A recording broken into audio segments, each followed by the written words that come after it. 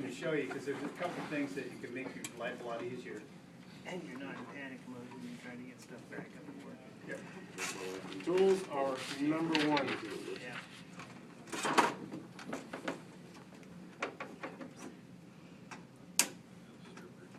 And then, I don't know how you guys typically route your fiber, but I would typically have a lot more than this. For a D. For a D case, yeah, because you'd want it to go at least one full revolution. This isn't even long enough.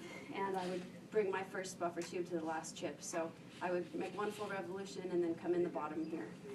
Fiber on this side would do just the opposite. One full revolution, come in the bottom. So. Blue, orange, green, brown, so on and so forth. And then whatever fiber I'm not splicing, I'm not using, I leave either in a chip, like that, for the next person. It's for the next guy. Or if all the chips are full and I still have extra fiber, I would slide it in between the chips, like that.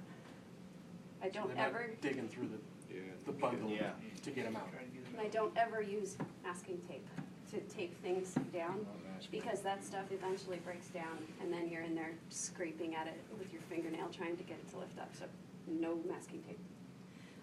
Every once in a while you might run into a situation where you have improper splice sleeves. I don't know if that ever happens. If you don't have Tyco brand sleeves, they may not fit properly in these chips. Too So big, too small. if they're too small, we use the blue felt tape to actually tape over the top of all the sleeves to hold them down. But hopefully you guys have the right sleeves, and Tyco sleeves fit perfect. If they're too loose and you don't tape them down, they can slide over and create Attenuation. attenuation. Yeah. Or break. Or break the fiber. They do order the sleeves. Good, good, good. That's important. And then, I know some of the guys heard me say this, but there should be a label. If there isn't a label that comes with your case to Some tag label over there.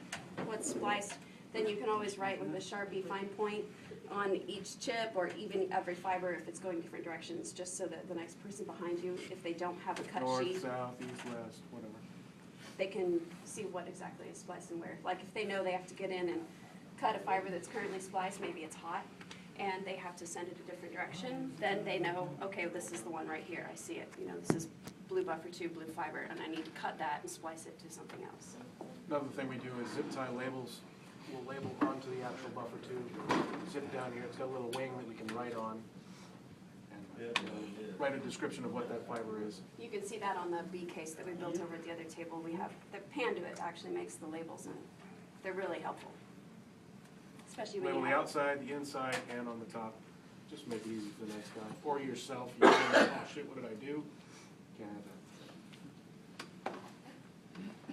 any questions on that?